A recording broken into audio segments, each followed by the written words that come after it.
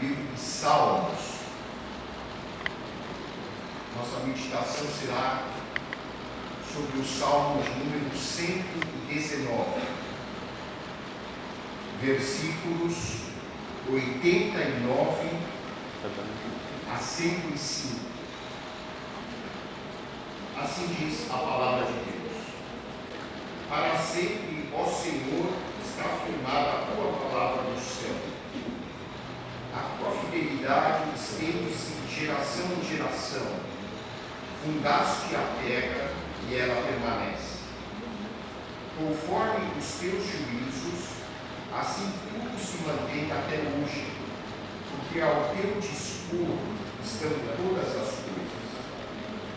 Não fosse a tua lei ter sido o meu prazer, há muito já teria eu perecido na minha angústia.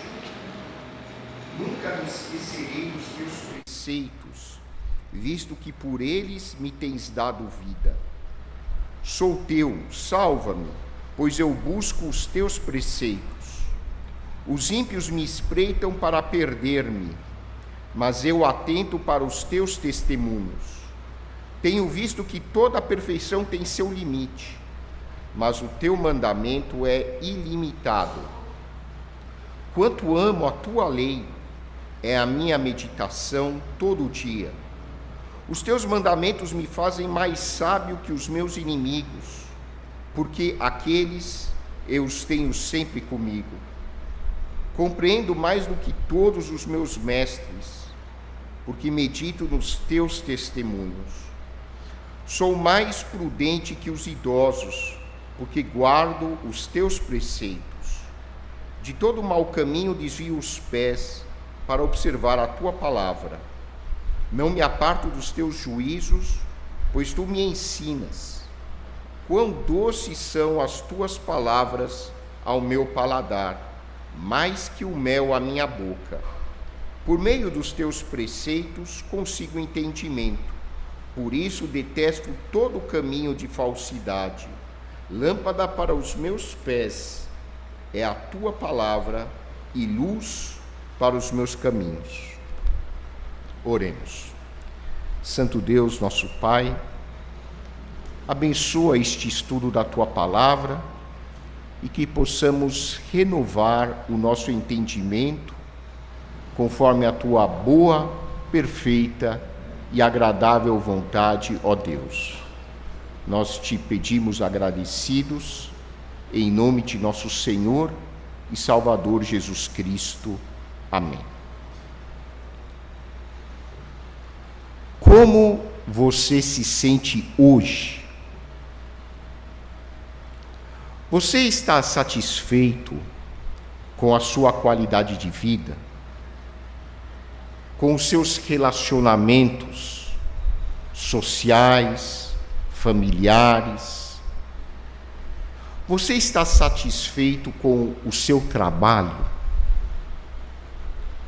As respostas a estas perguntas são um bom índice para nós avaliarmos o nosso nível de felicidade e de realização.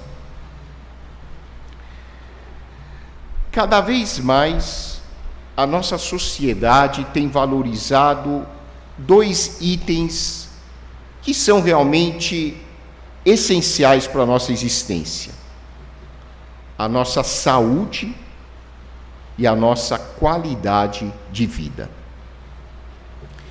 Em toda a história, provavelmente, nenhuma geração se preocupou tanto como a nossa geração em relação a essas questões de qualidade de vida e de saúde. Praticamente todos os dias sai na imprensa, sai nos aplicativos de notícia, algum artigo que fale sobre esses temas. Geralmente são artigos que falam sobre prática de exercícios físicos ou Qual é a nutrição, a dieta adequada para que nós possamos viver alguns anos a mais? Saem também muitos artigos médicos em linguagem leiga, trazendo informações úteis para a nossa saúde física e emocional. Esse tipo de matéria sai quase todo dia. Mas, paradoxalmente, provavelmente a nossa geração é a geração que mais está insatisfeita em termos de qualidade de vida. Provavelmente, nunca a sociedade esteve tão frustrada quanto a nossa sociedade de hoje. Nós temos índices alarmantes de doenças mentais. Ansiedade, depressão, insônia aumentam exponencialmente. Os remédios que mais se vendem nos mercados são os remédios justamente voltados para essas questões de saúde mental. São remédios para ansiedade, remédios para combater a tristeza, remédios para poder dormir. O consumo de drogas tem afetado quantidades maiores e maiores de jovens e adolescentes. Os nossos CAPs, que são os Centros de Atenção Psicossocial, mal conseguem dar conta de tanta gente que procura esses serviços. E, além disso, a dinâmica da vida moderna mudou substancialmente nos últimos 30, 40, 50 anos, a ponto de as relações humanas terem se tornado cada vez mais superficiais. Isso acarreta, entre outras coisas, dificuldades de relacionamento conjugal, relacionamento entre pais e filhos, entre familiares, entre colegas de trabalho. O número de divórcios aumentou muito. E, em consequência desse fator e de outros fatores também, as crianças e adolescentes têm exibido cada vez mais alterações de comportamento, como dificuldade de focar a atenção, hiperatividade, correm o tempo todo, estão sempre agitados, querendo o celular para mexer em alguma coisa, não conseguem prestar atenção no aqui e agora. Cada vez mais jovens estão sofrendo de isolamento social. Estão tendo dificuldade para se relacionar uns com os outros. E nós temos tido problemas assim nas unidades em que trabalhamos todos os dias. E como se isso não bastasse, os nossos hábitos têm se deteriorado muito. E, embora nós busquemos, com toda a nossa energia, uma melhor qualidade de vida, nós estamos perdendo muito tempo com mensagens de celular, com redes sociais, com coisas que não têm a menor importância. E essas atividades absolutamente fúteis drenam a nossa energia e nos impedem de nos concentrar naquilo que é realmente importante. Nós gastamos o tempo que deveria ser dedicado ao descanso, ao relaxamento, à reflexão, ou a fazer alguma atividade importante, com essas atividades que drenam uma considerável dose de energia dos nossos cérebros e não nos levam a lugar algum. Então, esse é o nosso panorama atual. Nós estamos obcecados com academias de ginástica, estamos obcecados em ler a última matéria que saiu sobre uma fruta que vai me ajudar a perder 500 gramas. E nós estamos cada vez mais vivendo uma qualidade de vida insuficiente. E graças a toda essa rede complexa de fatores, a saúde mental e espiritual da nossa sociedade contemporânea encontra-se altamente comprometida. Felizmente, ao longo das últimas décadas, têm surgido tratamentos, não só a nível medicamentoso, mas principalmente a nível psicológico, que têm ajudado milhares e milhares de pessoas. Então, na década de 60, surgiram as terapias cognitivo-comportamentais, com os estudos de Aaron Beck, de Albert Ellis. Depois, a análise transacional, criada por Eric Berne. Mais recentemente, surgiram outras duas correntes de terapia muito eficazes, a terapia de aceitação e compromisso, a terapia comportamental dialética.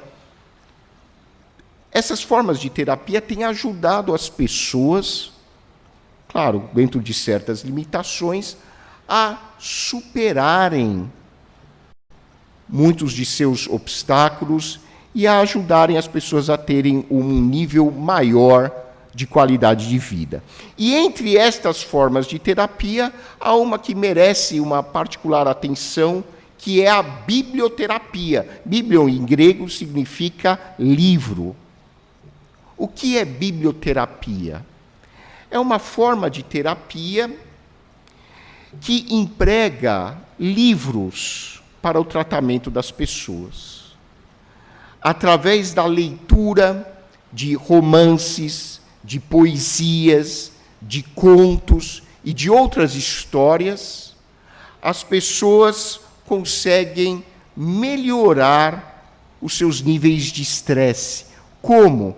Porque quando a pessoa lê uma poesia, lê um conto, ela pode se identificar de alguma maneira com o conteúdo literário ou com o personagem daquela história, e ela consegue mergulhar na história e compreender melhor as suas emoções. Consegue expressar melhor as suas emoções, nomeá-las, inclusive. Muitas pessoas não conseguem sequer nomear os seus sentimentos. Como é que você está? Eu estou mal, tá, mas mal especificamente o que significa? O que você está sentindo? Estou zoado, estou mal, não sei. As pessoas são tão analfabetas a nível psicológico que muitas vezes têm dificuldade em identificar especificamente o que estão sentindo. E através da biblioterapia, as pessoas conseguem ler e começam a aprender sobre as emoções, e esse tipo de terapia tem melhorado a capacidade de as pessoas exercerem a empatia, de se relacionarem umas com as outras, e também tem diminuído nas pessoas que se submetem a ela os níveis de ansiedade e depressão. E existe uma forma particular de biblioterapia que é extremamente eficaz, que é a leitura e meditação das Escrituras Sagradas. O livro de Salmos contém uma série de poesias em que os autores abrem os seus corações e expõem diante de Deus a sua angústia. falam abertamente a Deus como um verdadeiro terapeuta, o que estão sentindo, a tristeza que está em seu coração, a sua raiva, a sua indignação diante de uma realidade que muitas vezes é difícil de ser superada. Os autores dos Salmos são verdadeiros escritores, poetas, que clamam a Deus para os ajudarem a seguir adiante. E durante séculos, judeus e cristãos têm encontrado no livro de Salmos forças para seguir adiante. E o Salmo 119, particularmente, é considerado uma das maiores obras literárias, não só da Bíblia, mas de toda a literatura judaica. É o maior salmo do livro de Salmos. É o maior capítulo de toda a Bíblia. São 176 versículos, maior inclusive que alguns livros da Bíblia. Quando nós lemos o Salmo 119 em português, nós apreciamos, mas não tanto quanto deveríamos. Porque ele é um salmo que, na língua hebraica, é simplesmente extraordinário. Ele é dividido em 22 estrofes que seguem a sequência das letras do alfabeto hebraico. Então, a primeira estrofe começa com a letra A, a segunda estrofe começa com a letra B. São 22 estrofes e cada estrofe contém 8 versos. Então, 22 estrofes vezes 8 versos cada, dá 176 versículos. Todos os versos de cada estrofe começam com a mesma letra em hebraico. E vão seguindo essa sequência da primeira até a última letra do alfabeto hebraico.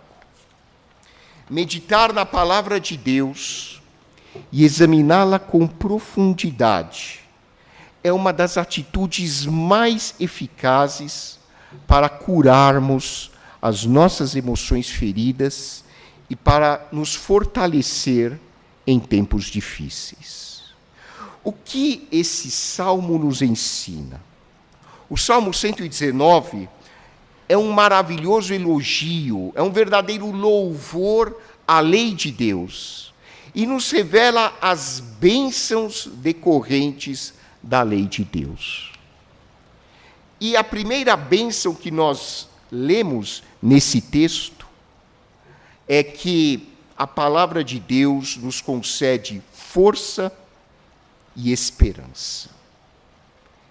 E como nossa geração precisa de força e de esperança. Eu já ouvi pessoas me dizendo que precisam tomar um comprimido logo de manhã para conseguir ter forças para enfrentar o dia. Nada contra os comprimidos. Muitas vezes eles são necessários. Mas não fique, se esse for o seu caso, não fique só nos comprimidos. Você tem um recurso muito mais poderoso do que qualquer comprimido no mundo para você ter forças, para você ter entusiasmo, para você ter ânimo, para você ter disposição para enfrentar o seu dia. É a palavra de Deus. É o próprio Deus.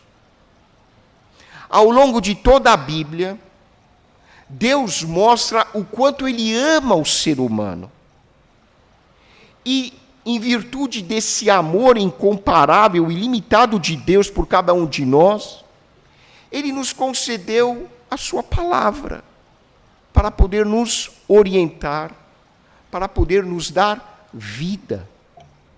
Na época em que esse salmo foi escrito, a única porção da Bíblia que estava concluída era a Torá. A palavra Torá é traduzida como lei. Então, quando nós lemos Torá em português, é a lei de Deus. O problema é que, como todas as palavras da língua, não só em português, como em qualquer língua, as palavras vão mudando um pouco de sentido ao longo dos anos. Aconteceu isso com a palavra lei. Hoje, quando a gente ouve a palavra lei, a gente já pensa, vem multa. Quando a gente ouve a palavra lei, já sabe, vem bronca, é alguma restrição, é alguma proibição, ou seja, dá a impressão de que a lei de Deus é para tirar o nosso prazer. Mas a palavra Torá em hebraico não tem essa conotação negativa, ela significa instrução. Ou seja, a Torá, a lei de Deus, a instrução de Deus, é um presente de Deus para a humanidade, porque ninguém mais que o próprio Criador tem interesse na nossa qualidade de vida. E é por isso que Jesus, dirigindo-se aos seus discípulos, disse para eles: eu vim para que tenham vida e a tenham em abundância. E mais uma particularidade aqui das línguas em que a Bíblia foi escrita, no grego existem duas palavras para a vida. A palavra bios, que é a vida normal, é a nossa vida do dia a dia, de onde vem o termo biologia, o estudo da vida. Mas quando Jesus disse, eu vim para que tenham vida e a tenham em abundância, ele empregou uma outra palavra grega, que é a palavra zoe, que é a vida da qualidade de Deus. E se nós precisamos desesperadamente na nossa sociedade de hoje de algo importante, é a vida da qualidade de Deus. Porque todas as vezes que nós escutamos o noticiário, nós ficamos abalados. É um país invadindo o outro. É um país ameaçando o outro com guerra, com invasão, com violência. São os candidatos a exercer os cargos públicos, um xingando o outro. Essa é a nossa realidade. E se o nosso mundo se resume a essas circunstâncias que quase sempre são negativas, é claro que nós vamos adoecer, é óbvio que nós vamos ter crises de ansiedade, é evidente que nós vamos cair em depressão, porque a realidade do mundo como ela se apresenta aos nossos olhos, é quase sempre negativa. E será assim até a consumação dessa existência. E é por isso que Deus, em sua infinita benignidade, nos concede a sua palavra. A palavra de Deus é um remédio para a nossa angústia. O autor do livro de Salmos disse: Deus, se não fosse o meu prazer na tua lei, eu teria sido completamente vencido pela minha angústia. Algumas pessoas imaginam equivocadamente que os autores da Bíblia eram super-homens. Eles eram pessoas exatamente iguais a você e a mim. Alguns deles, pelos parâmetros jurídicos de hoje, estariam em Bangu, na penitenciária de segurança máxima. Alguns dos autores da palavra de Deus. Alguns deles eu ia querer manter distância. Quando eu leio a história de Davi, eu falo, ainda bem que esse cara não foi meu amigo. Deus usou pessoas extremamente falhas, como você e como eu, para escrever a sua palavra. Nós estamos todos no mesmo barco, todos. A diferença, qual é a diferença? É que esses autores aprenderam uma lição que a nossa geração precisa aprender. É se abrir com Deus. É entender que Deus é o nosso parceiro de vida. Não há como nós vivermos a nossa existência sem uma parceria com Deus. É loucura. E Deus nos concedeu a palavra por excelência, que é o Senhor Jesus Cristo. Um dos termos que o Novo Testamento usa para se referir a Jesus é verbo, o logos, que traduzido é palavra. Ou seja, Jesus Cristo é a encarnação da palavra de Deus. Se eu precisar ver a Bíblia expressa na forma humana, eu olho para Jesus. Ele é a concretização de todo o ideal de Deus para o ser humano. E Jesus se dispõe a ser o nosso grande amigo, o nosso grande companheiro. Eu estive pensando algumas semanas atrás, até lendo um estudo bíblico de um teólogo, nós dizemos corretamente, Jesus Cristo é o Senhor e Salvador das nossas vidas. Só que essas expressões Senhor, Salvador, eram expressões que faziam muito sentido na época em que a Bíblia foi escrita. Ela foi escrita na época do Império Romano, quando judeus e cristãos eram perseguidos e massacrados pelo império dominante. Hoje, as pessoas repetem, Jesus é meu Senhor e meu Salvador. Ok, está ótimo. Mas talvez as pessoas entendessem melhor o que isso significa, dizendo, Jesus Cristo é o meu melhor amigo. Jesus Cristo é aquele meu irmão mais velho que entende o que eu estou passando.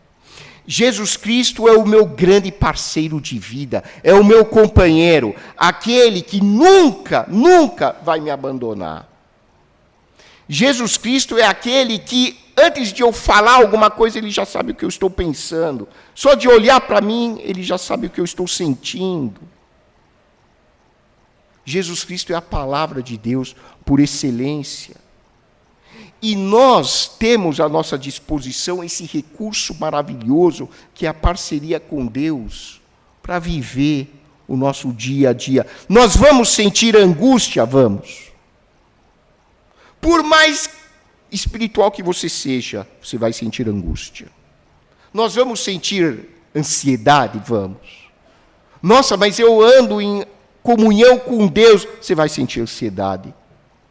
Não tem como não sentir, a não ser que você não seja humano.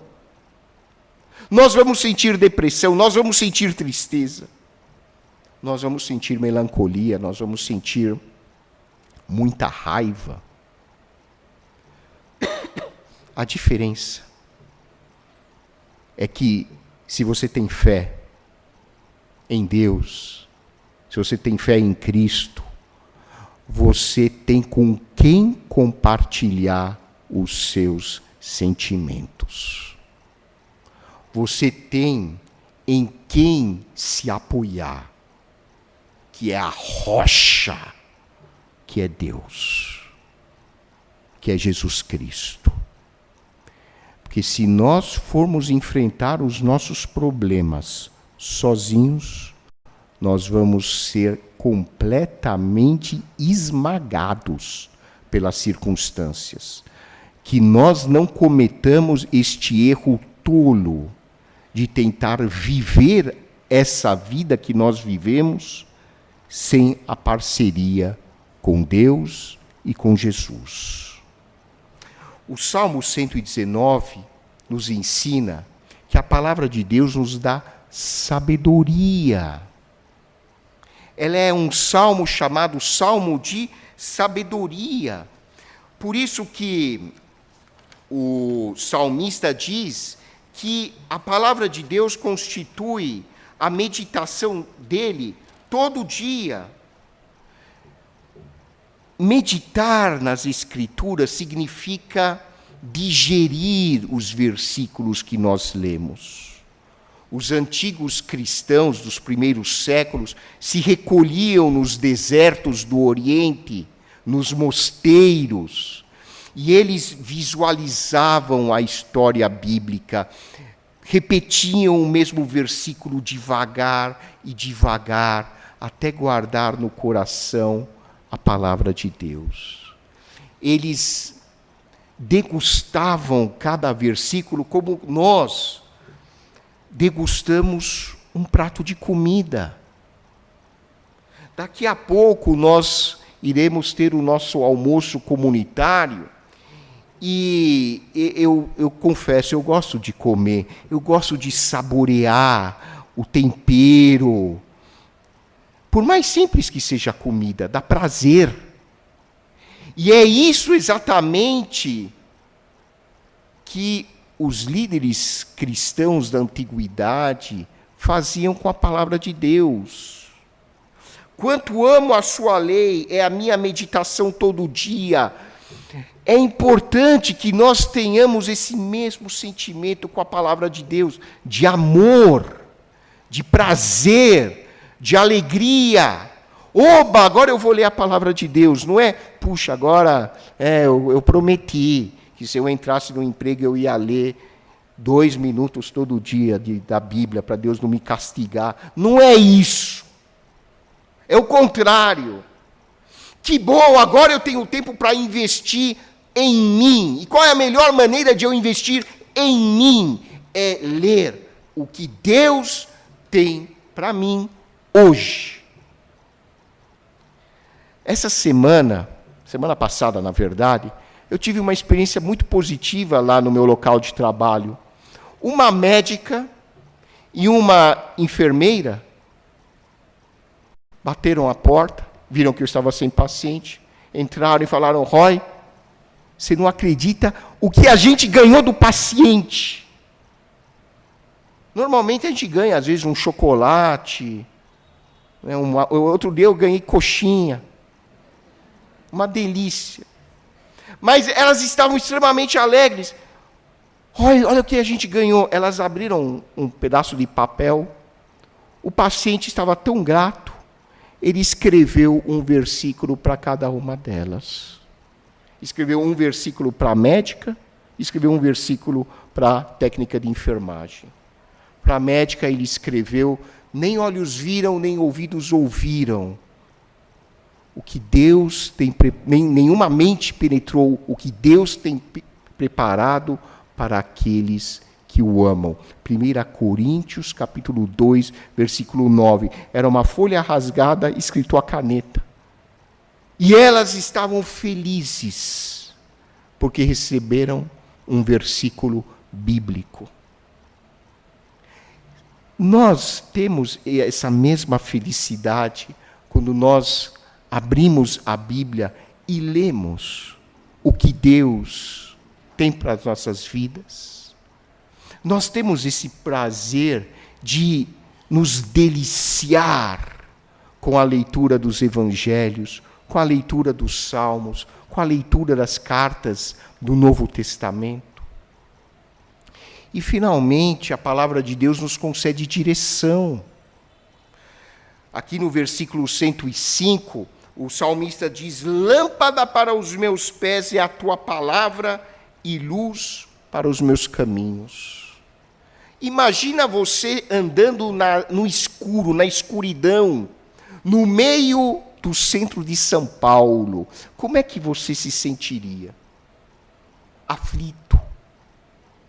Mas Deus usa essa metáfora para nós entendermos que a nossa existência, sem a luz que vem da sua palavra, são trevas. É escuridão total. Nós não podemos encontrar o caminho certo, o caminho da vida, da verdadeira vida, se não for com luz. E essa luz é a palavra de Deus. E essa luz é a pessoa de Jesus, a palavra de Deus por excelência. Por isso que no prólogo do Evangelho de João, lá no versículo 9, do capítulo 1 do Evangelho de João, João escreve que Jesus é a verdadeira luz que ilumina todo ser humano. Nós não podemos viver sem a parceria com Deus. Nós não podemos viver sem o nosso companheiro Jesus. Que possamos refletir e meditar na palavra de Deus, sabendo que ela nos concede força, ela nos concede esperança, ela nos dá coragem, ela nos dá sabedoria e ela nos dá a direção para a verdadeira qualidade de vida, a vida Zoe de Deus. Que o Senhor nos abençoe.